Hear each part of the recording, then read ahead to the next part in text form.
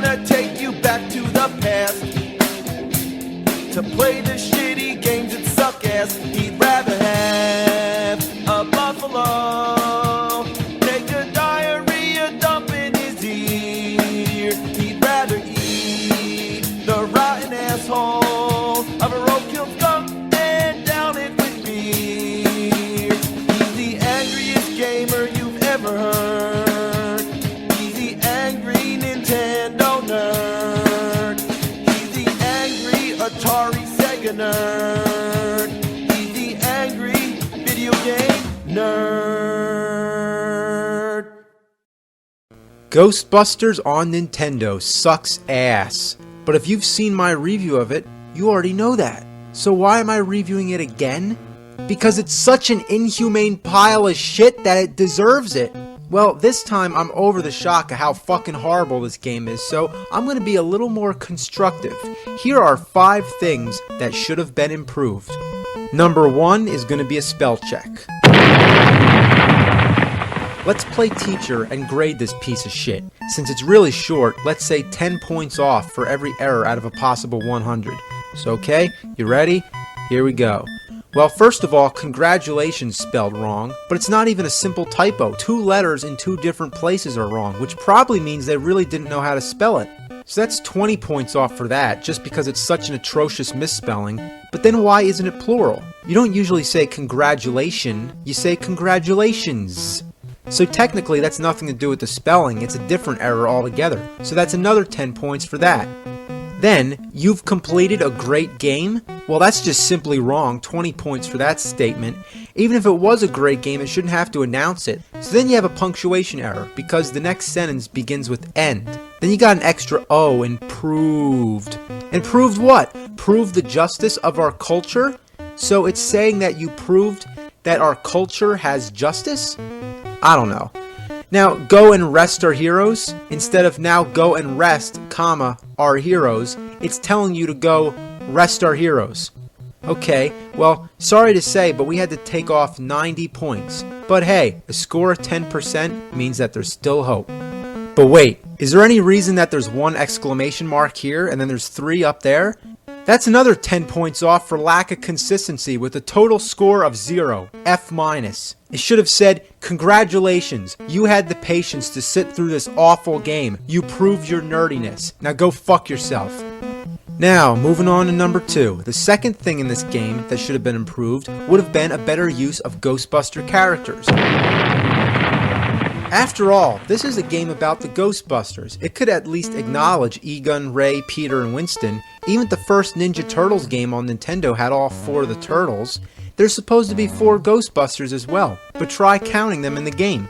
There's 2 who fight the ghosts, 3 who enter the Zool building, 2 who fight Gozer, and 3 who enter the headquarters. Now look closely at the Ghostbusters. Notice they're all white, which obviously means there's no Winston. So Ernie Hudson, maybe you're glad that you got left out of this crappy game. So, number 3 is going to be better graphics.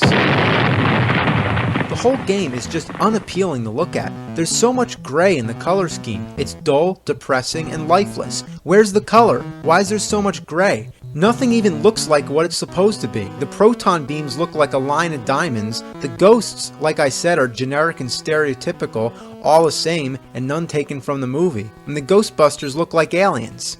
And when they get out to push the car, they definitely don't look like Ghostbusters. They don't even resemble human beings.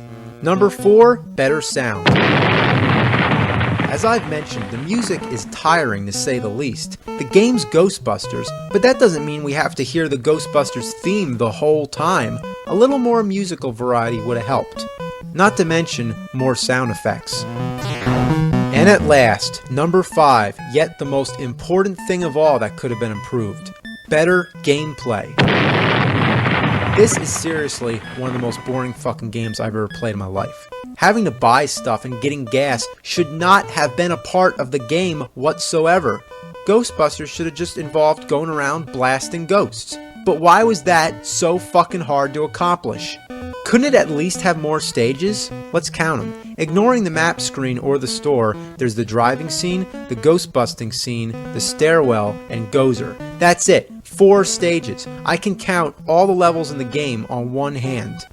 If this is supposed to be a game based on a successful movie, why can't it have more stages inspired by scenes from the movie? It sucks. Sucks just like a ghost vacuum.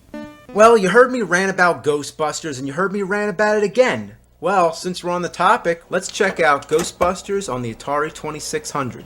The game starts up right away the demo screen, so you hit game reset, and then the game begins with the store. So, you buy your shit, which is really weird looking. I don't even know what these things are that you're supposed to be buying. But just buy them and then leave. Then leave. Leave! Fuck. You're supposed to play with the difficulty switches to leave the store, but most of the time it doesn't work. So reset the game, buy your shit again, then leave. Leave! There we go. It's nothing but trouble. I mean, I can't even get the picture to come in clear. Now the first thing I notice is that there aren't any buildings. It just looks like parks. And the driving scene, your car is so big it takes up the whole screen. And it looks like there's a mangled rubber chicken on the hood. There's no other drivers on the road, so there's really no point of these driving scenes other than occasionally to suck up a ghost. The ghost catching scenes are just awkward. I mean, no matter what I do, I can't catch the ghost. It's like the game just does whatever it wants. Alright, here we go. We got him. Oh, fuck. Alright, drop the trap. Shoot. Ah, you fuck.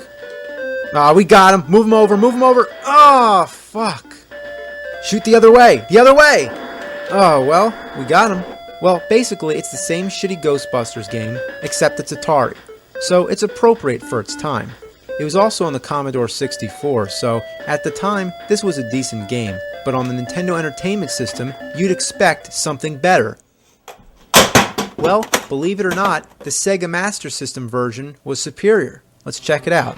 You got a good opening screen, the music sounds a little more lively, and you got that little bouncy ball karaoke thing going on. There's something strange in your neighborhood. Who you gonna call? Ghostbusters! On the first screen, you get to select your car. Well, why the fuck would I want those other ones? I want the Ghostbusters car, damn it. Then right away, you're buying your equipment. You got this cute little forklift thing to bring the items to your car. Then here's the map screen, and, well, what do you think? Somebody really favored Sega. Look at all the colors. The ghosts are actually animated too, and there's people walking around. I don't exactly understand the idea of dropping poop everywhere you go. Thought the Ghostbusters are in a car, not a horse and buggy. So here's the driving scene. Definitely looks way better. I also like that no matter how fast you're going, your car stays near the bottom of the screen. The drunk drivers are also easier to avoid, and you still got that vacuum to suck up all the ghosts. Boom! Wow, I've never seen a car explode just from hitting garbage.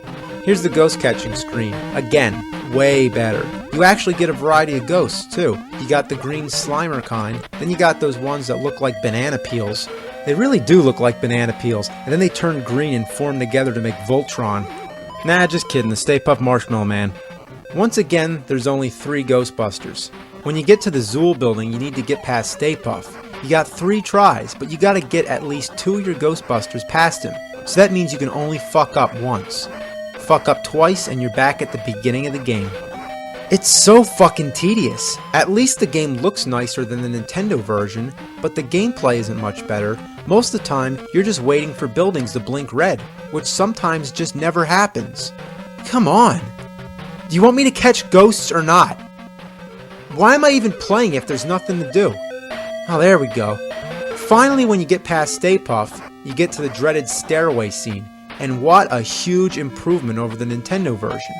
The layout's a little less bland, you can move in 3 dimensions, and best of all, you can use your proton packs to fight the ghosts. Now, these proton beams are useless, you can only shoot up.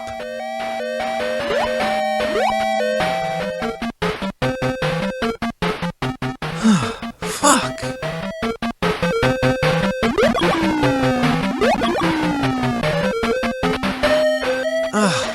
God damn.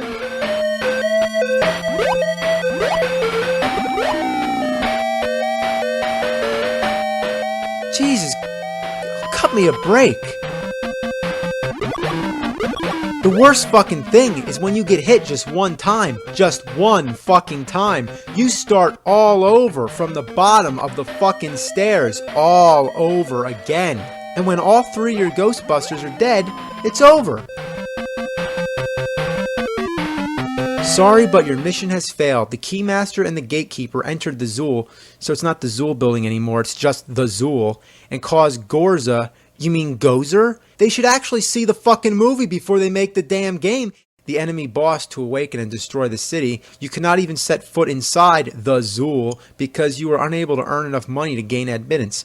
Oh, so it's like a museum or something? You just need to pay to get in? So all I need is enough money and I can go up a bunch of stairs to fight a Sumerian shape-shifting god. Thus, the city was completely demolished by Gorza. The game is over. Try again from the start. Oh, really? I thought I could try again from the middle. Well, Ghostbusters on Commodore and Atari, it was a nice little original game for the time. The NES version was a lame disappointment, and the Sega version improved it a little. Tune in next time, and we're going to fast forward to 1989 to 1990, and we're going to look at one more Ghostbusters game on Nintendo and one on Sega Genesis.